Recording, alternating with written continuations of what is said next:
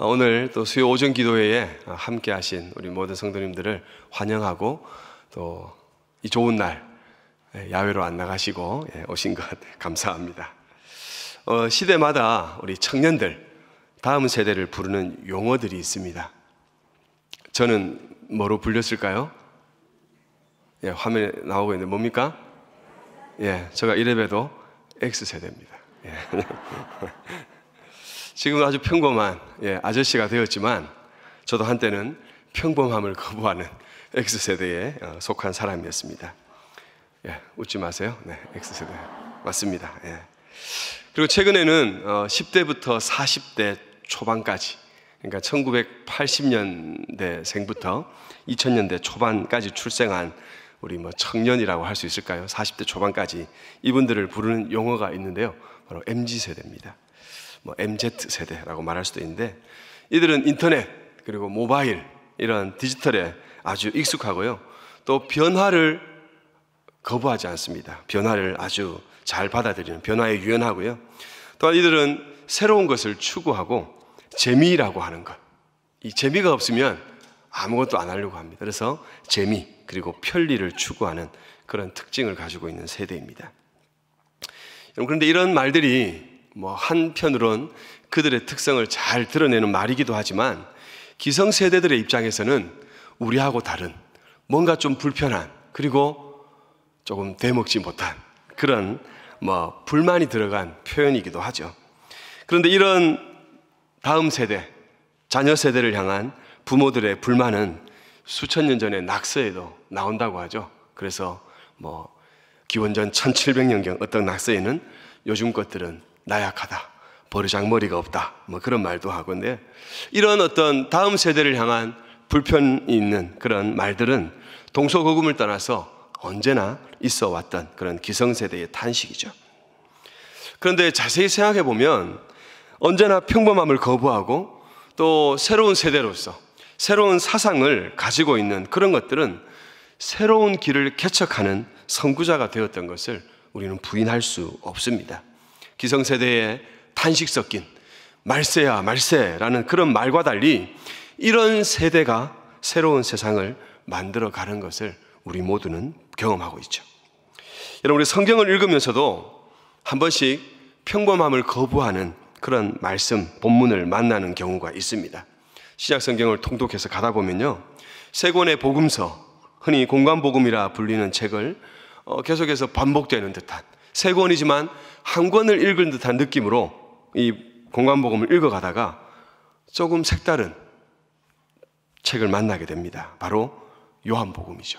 성경을 꾸준히 통독하시는 분들은 내가 뭐라고 정확하게 말할 수는 없는데 요한복음을 읽기 시작하면 앞에 것들하고는 조금 다르다는 생각을 가지게 되는 것이죠.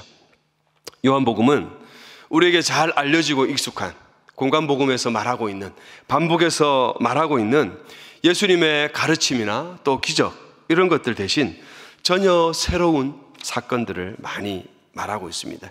그리고 이러한 요한복음은 조금은 색다른 다른 것을 말하고 있지만, 이런 것들을 통해 예수님에 대한 우리의 이해를 풍성하게 하는 그런 장점을 가지고 있습니다.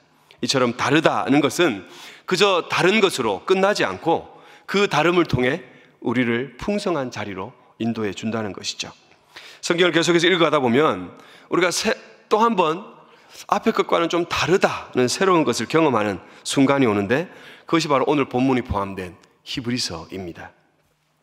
신약의 서신서들을 쭉 읽어가는, 그래서 좀 분위기도 비슷하고 글의 흐름도 비슷한 그런 서신서들을 계속 읽어가다가 히브리서를 딱 만나게 되면 이전의 서신서들과는 전혀 다른 그런 내용이나 분위기를 경험하게 되는 것이죠. 공관복음서 세 권을 읽고 난 후에 요한복음을 읽을 때 느끼는 그런 어떤 이질감이 동일하게 히브리서에서도 느껴집니다. 여러분, 히브리서는요 매우 독특한 책입니다.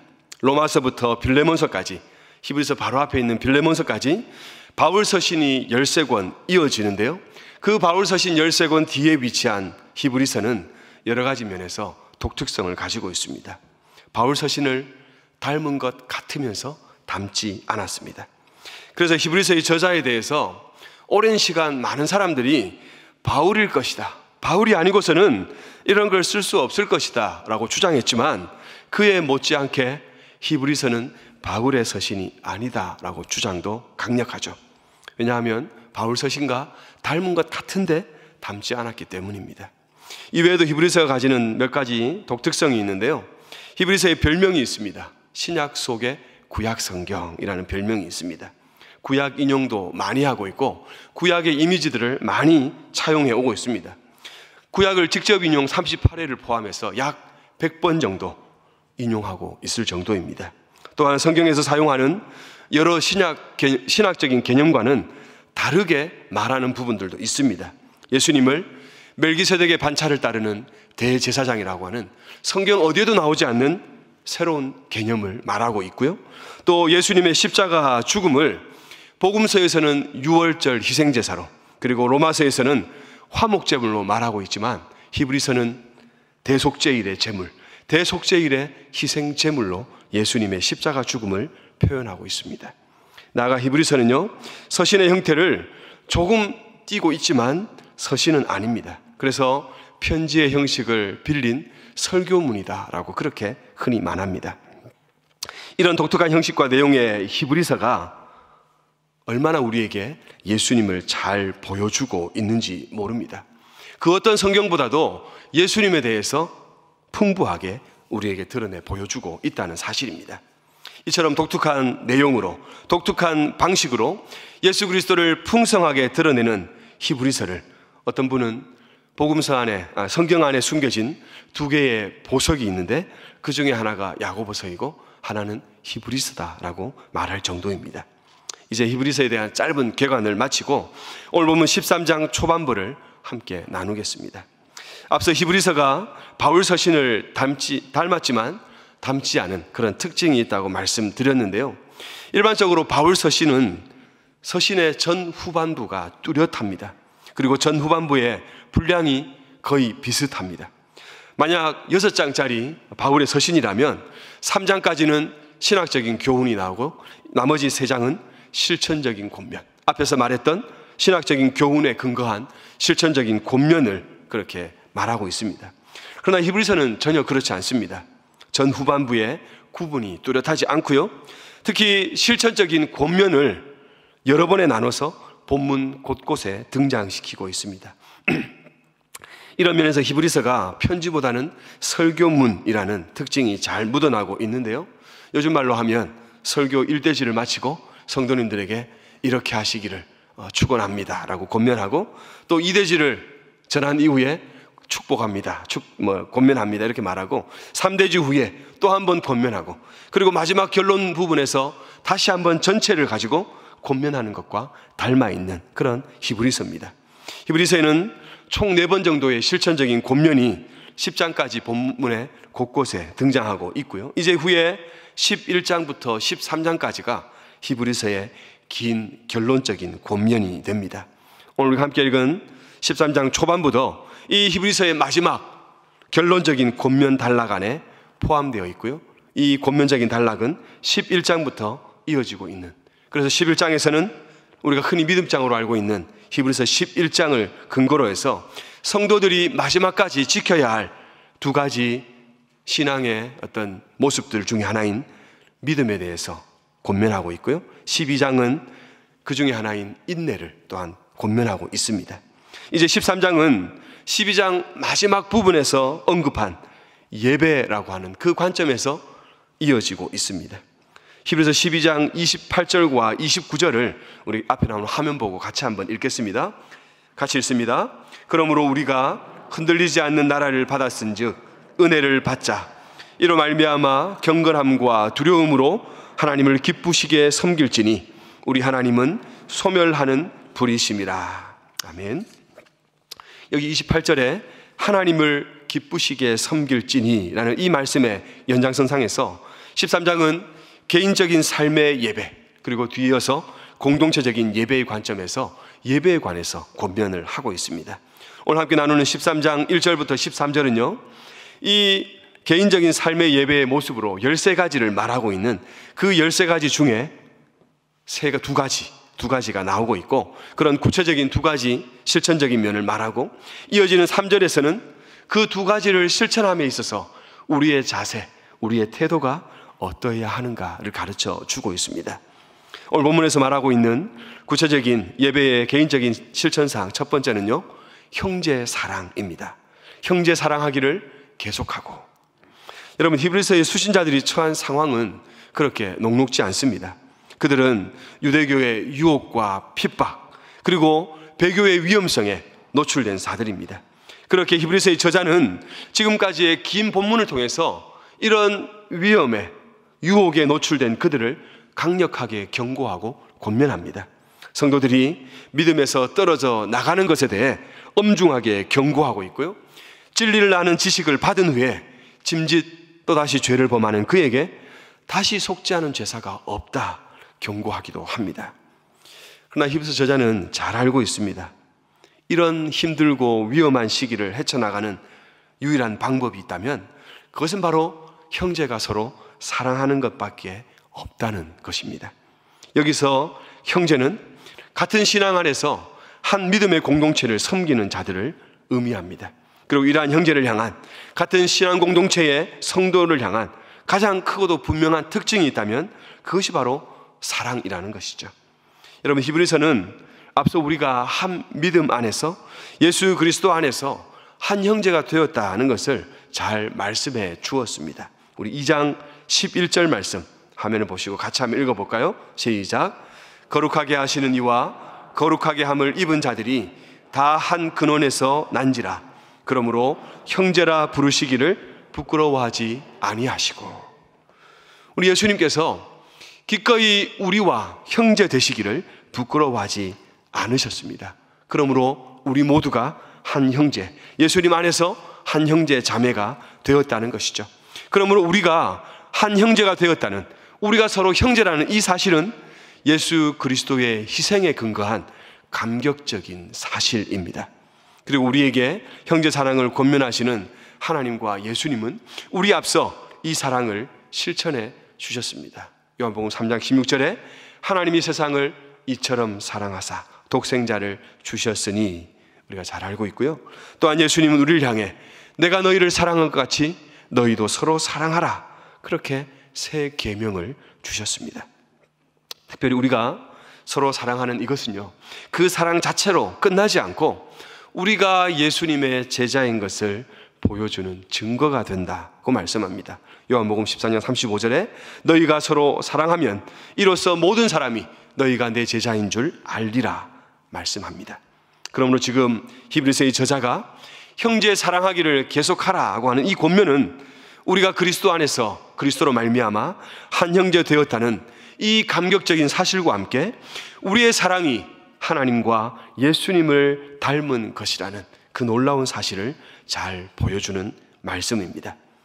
동시에 이 형제 사랑은 히브리서만의 가르침이 아니라 서신서 여러 곳에서 이미 강조하고 있는 것으로, 이것은 신약 교회의 가르침으로 이미 자리 잡은 것입니다.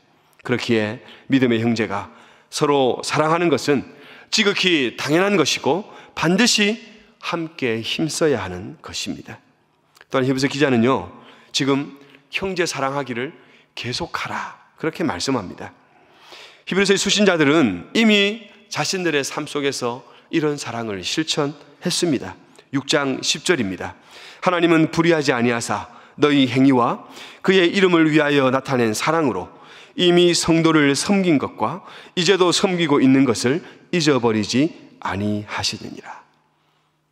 히브리서를 받아보고 있는 수신자들이 이미 형제 사랑을 실천하고 있는 자들입니다.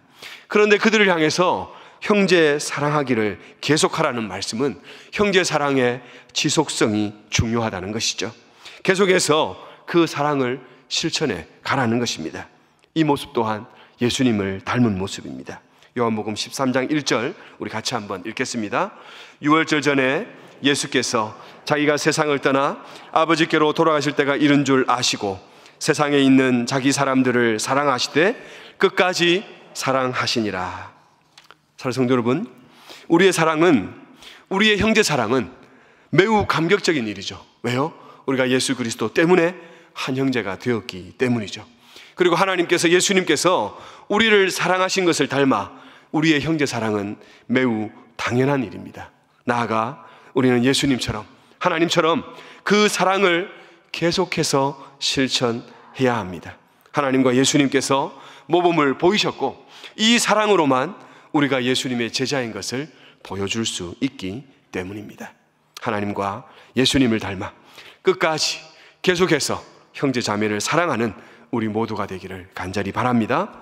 다음으로 오늘 본문은 성도의 일상생활 속에서 하나님을 예배할 수 있는 방법으로 손님 대접을 말합니다. 손님 대접하기를 잊지 말라. 바로 앞에 이 형제 사랑과 이 형제와 대조되는 것으로서 손님은 공동체 밖에 있는 사람들을 의미합니다. 당시 상황에 근거하자면 순회 복음 전도자 또는 핍박 가운데 유랑할 수밖에 없는 믿음의 사람들을 의미합니다. 그렇게 형제 사랑은 또한 손님 대접으로 반드시 나타나야 합니다. 형제 사랑은 손님 대접하는 그것으로 온전해질 수 있다는 것입니다.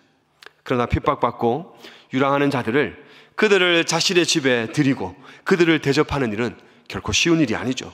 그것은 나도 동일한 핍박을 받겠다는 각오를 필요로 하는 영역이기 때문입니다.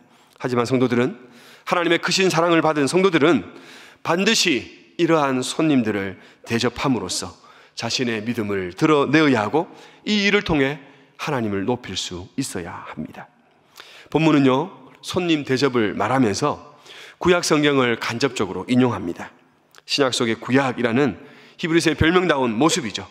이로써 부지 중에 천사들을 대접한 이들이 있었느니라. 지금 히브리서 기자는요, 구약 성경 창세기 18장의 아브라함, 19장의 롯, 그리고 사사기 13장의 마노아를 생각하고 있습니다. 실제로 이들은 자신의 집을 방문한 이들을 접대함으로써 천사를 접대하게 되었다는 것이죠. 그리고 예수님께서도 지극히 작은 자 하나에게 한 것이 곧 내게 한 것이고 지극히 작은 자 하나에게 하지 않은 것이 내게 하지 아니한 것이라 그렇게 분명히 말씀해 주셨습니다. 그렇게 히브리서 저자는 지금 핍박 가운데 있는 성도들, 유랑하는 성도들, 그들을 손님으로 대접하는 일을 소홀히 하지 말라, 잊지 말라 권면하고 있는 것입니다. 형제 사랑과 함께 손님 대접을 힘써 우리의 신앙을 더욱 온전하게 하고 나아가 하나님을 참되게 예배하는 자리에 나아가라는 것이죠. 과거 손님 대접을 통해 천사를 대접한 것과 같이 이제 우리는요, 우리에게 오는 손님을 천사처럼 여기며 그들을 대접할 수 있어야 합니다. 비록 나를 찾아온 이들의 행색이 남루하고 보잘것없는 자라고 하더라도 우리는 그들을 천사로 여기고 섬길 수 있어야 한다는 것입니다. 만일 우리가 눈에 보이는 것만으로 사람들을 차별한다면 그것은 우리를 차별 없이 사랑하신 하나님의 사랑을 욕되게 하는 것이죠. 우리 야고보서 2장 1절부터 4절, 좀 긴 본문이지만 우리 화면을 보면서 같이 읽도록 하겠습니다. 같이 읽습니다. 내 형제들아, 영광의 주 곧 우리 주 예수 그리스도에 대한 믿음을 너희가 가졌으니 사람을 차별하여 대하지 말라. 만일 너희 회당에 금가락지를 끼고 아름다운 옷을 입은 사람이 들어오고 또 남루한 옷을 입은 가난한 사람이 들어올 때에 너희가 아름다운 옷을 입은 자를 눈여겨보고 말하되 여기 좋은 자리에 앉으소서 하고 또 가난한 자에게 말하되 너는 거기 서 있든지 내 발등상 아래에 앉으라 하면 너희끼리 서로 차별하여 악한 생각으로 판단하는 자가 되는 것이 아니냐. 여러분, 만일 우리가 이처럼 우리 눈에 보이는 대로 그 겉모습으로 사람을 판단하고 차별하여 대한다면 그것은 결코 믿음의 사람의 행동이라 할 수 없습니다. 차별이 없으신 하나님, 차별이 없으신 우리 하나님의 사랑을 받은 우리는 결코 우리 눈에 보이는 대로 그렇게 사람을 판단하고 차별해서는 안 되는 것이죠. 그러므로 비록 눈에는 남루해 보인다 할지라도 우리는 그들을 하나님이 나에게 보내신 천사로 여겨 정성껏 대접할 수 있어야 합니다. 형제 사랑과 함께 손님 대접으로 하나님을 참되게 예배하는 그런 우리가 되어야 하는 것입니다.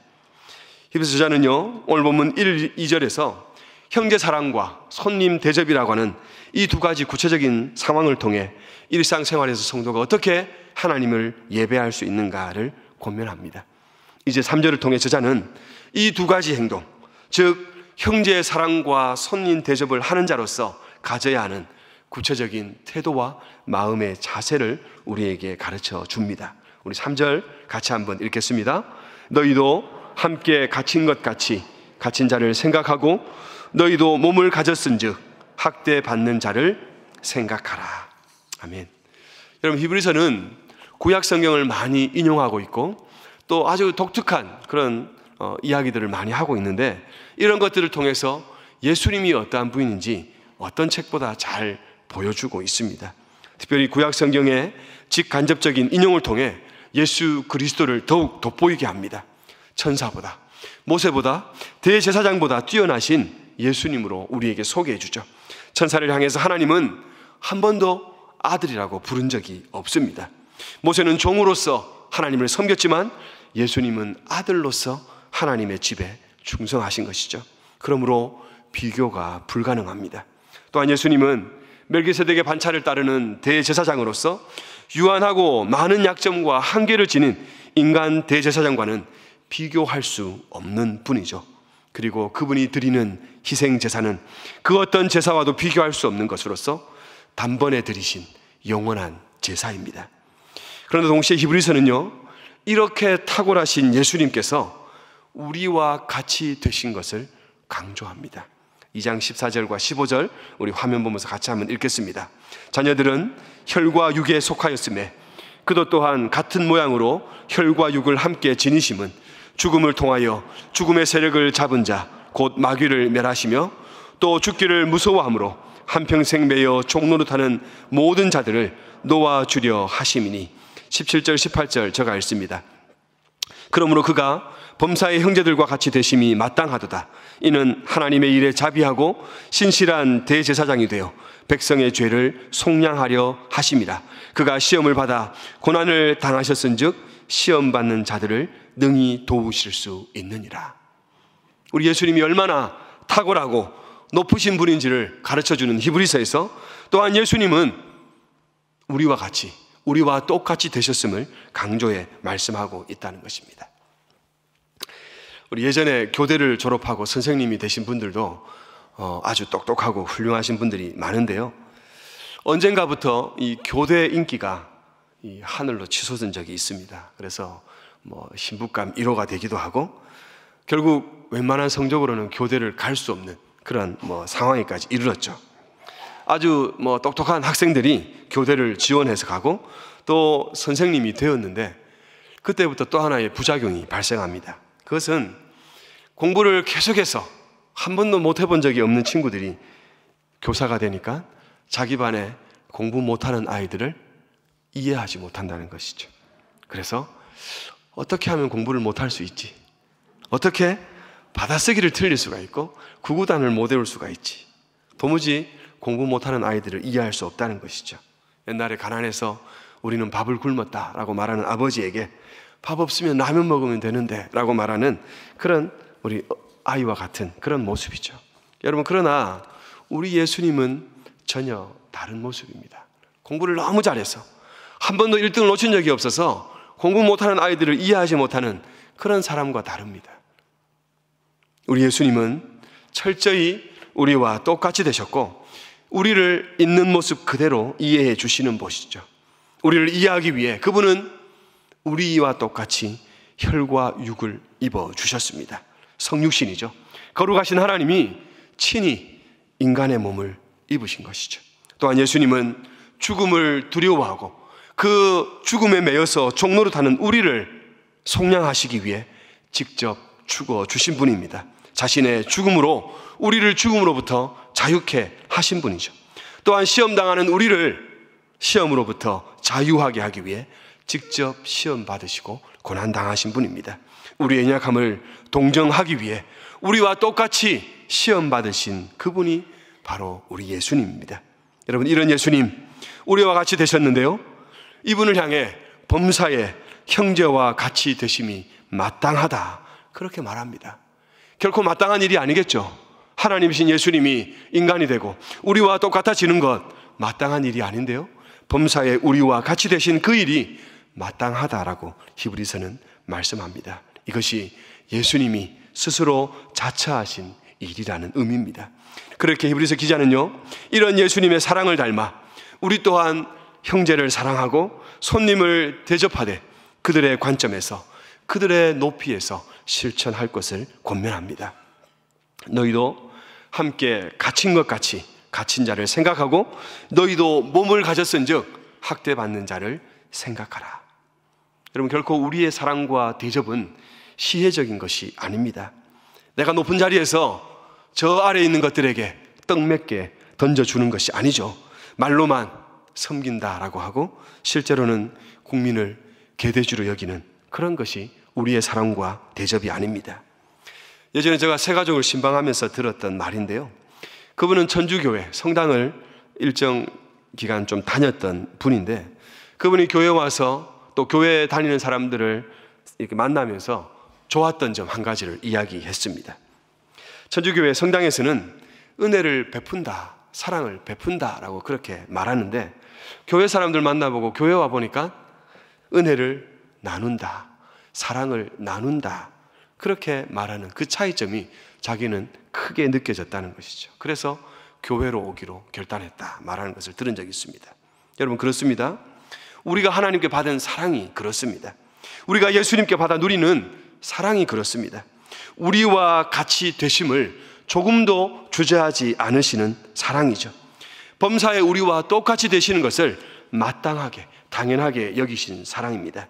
그것이 인간의 혈과 육을 지니는 것이든, 우리와 같이 시험당하고 고난을 당하는 것이든, 심지어 그것이 죽음이라 하더라도 기꺼이 우리와 같이 똑같이 되신 분입니다. 그러므로 그분의 사랑을 받은 우리가 저와 여러분의 사랑과 대접이 또한 그러해야 합니다. 결코 내가 가진 것을 저 가난하고 부족한 미개한 자들에게 조금 나눠주는 것 아닙니다. 형제를 사랑하고 손님 대접하는 것이 결코 시혜적인 그런 차원으로 일어나서는 안 된다는 것이죠. 갇힌 자를 생각하고 돕는 것은 내가 갇혔던 것을 생각하고 나도 갇힐 수 있다는 것을 생각하고 내가 함께 갇혀 있는 것처럼 여기면서 그들을 도우라는 것입니다. 학대받는 자를 기억하고 그들을 도울 때 나 또한 몸을 가진 자로서 학대받았었고 학대받을 수 있다는 사실을 기억하면서 도우라는 것이죠. 아픈 분들을 도울 때 내가 아픈 것처럼 도와야 하고요, 노숙자들을 도울 땐 내가 노숙자인 것처럼 그들의 입장에서 도와야 하고, 정신적으로 어려운 분들을 도울 땐 내가 정신적으로 힘든 것처럼 느끼며 그들을 도와줄 수 있어야 합니다. 그래야만 우리의 섬김, 우리의 사랑과 나눔은 매우 실제적인 것이 될 수 있습니다. 그야말로 마음에서부터 우러나오는 것이 되겠죠. 물질과 함께 우리의 마음이 가는 것이고, 우리의 손길과 함께 마음이 가는 것이고, 우리의 행동과 함께 우리의 눈물도 그들에게 향할 수 있는 것입니다. 저는 예전에 필리핀 선교지에서 오랫동안 사역하신 한 선교사님으로부터 이런 말을 들은 적이 있습니다. 물론 제가 그 선교사님을 존경하고요, 또 그분이 그 선교지에서 얼마나 헌신적으로 사역했는지를 잘 알고 있습니다. 저에게 이 비행기를 타고 필리핀까지 가면서, 그리고 필리핀에서 오랫동안 차로 이동하고 배를 타고 이동하면서 저에게 계속해서 선교사가 돼야 된다, 꼭 선교하세요라고 그렇게 세뇌당하고 있었는데, 그분이 대뜸 이런 말을 했습니다. 필리핀 사람들은 믿으면 안 돼. 저는 좀 충격이었습니다. 아주 오랜 시간을 필리핀에서 선교하신 분인데, 물론 어떤 어려움이 있었겠죠. 오랫동안 어릴 때부터 키워온 학생들이 결국 이렇게 배신하고 나가고, 또 때로는 이렇게 교회를 맡긴 목회자들이, 현지 목회자들이 이 재정을 가지고 도망가는, 잠적하는 이런 일을 경험했을 수도 있습니다. 그런데 그분의 입에서 십수년간 사역한 그 땅의 사람들을 향해 필리핀 사람들 믿으면 안 돼라고 하는 그 말이 저는 좀 충격으로 다가왔었고요. 또 예전에, 아주 오래전에 한 드라마가 기억나는데, 고아원을 운영하는 어떤 분이 있었는데요, 그분의 아들하고 고아원의 여자아이, 자신을 엄마 부르던 그 아이하고 사귄다는 사실을 알고 결국 갈라놓는 그런 내용을 가지고 하는 그런 드라마가 오래된 전의 일인데 지금도 기억납니다. 여러분, 함부로 평가할 수 없고 또 함부로 말할 수 없는 또 안타까운 부분이 있지만, 오늘 말씀에 근거하자면 그것은 온전한 섬김과 사랑, 대접 아니겠죠. 그죠? 온전한 선교라고 할 수 없고, 고아원을 하면서 불쌍한 아이들을 사랑으로 섬긴다라고 말하지만 그것은 결코 하나님 앞에는 그런 아름다운 모습일 수 없다는 것이죠. 예수님은 결코 우리를 위해 목숨을 버리시고 하늘로 올라가시면서 역시 사람들은 믿을 수 없어, 그렇게 말씀하지 않으셨다는 것이죠. 그분은 결코 우리를 포기하지 않으시고 우리와 같이 되시는 것을 마다하지 않으시고 기꺼이 우리와 같이 되셔서 우리를 우리의 눈높이에서 철저히 이해해 주셨고 우리를 도우시고 끝까지 도와주시는 분입니다. 천사보다 뛰어나고 모세보다 뛰어나고 그 어떤 대제사장보다 뛰어난 그분께서 우리에게 그렇게 해 주셨다는 것입니다. 우리를 형제라 부르는 것 부끄러워하지 않으셨고 우리와 같이 되시는 것을 마땅히 여겼습니다. 가장 높으신 그분께서 가장 낮아지신 것이죠. 그렇게 오늘 저와 여러분, 우리 모두는 이 예수님의 사랑, 섬김을 닮아야 합니다. 예수님의 성육신을 따라 우리도 우리의 섬김과 대접, 우리의 사랑의 자리가 있다면 그들에게 성육신 할 수 있어야 합니다. 단순한 행동으로서만 나누고 섬기는 것이 아닙니다. 고급 차량 타고 와서 잠시 노숙자들에게 밥 몇 숟갈 떠주고 가면서 혹시 내 몸에 이상한 냄새 날까 킁킁거리면서 냄새를 맡는 그것이 아니라는 것이죠. 철저히 그들과 같이 되는 것입니다. 그들의 상황에서 그들을 섬기는 것이죠. 그들과 같이 되어서 그들을 섬기는 것입니다. 사랑하는 성도 여러분, 예수님의 사랑과 섬김을 똑 닮은 우리를 통해 예수님이 가장 잘 드러난다는 사실 기억하십시오. 우리에게 예수님 닮은 모습이 없다면 우리는 예수님을 세상에 전하고 보여줄 도리가 없습니다. 형제 사랑하기를 계속하고 손님 대접하기를 잊지 않고 그들과 같이 되어서 기꺼이 그들의 입장과 형편에서 그들을 섬기고 사랑하기를 포기하지 않는 저와 여러분 되기를 간절히 바랍니다. 예수님을 닮은 그리스도인 우리를 통해 예수님이 드러나고 예수님이 경배받으시는 참된 예배가 우리 가운데 가득하기를 간절히 바랍니다.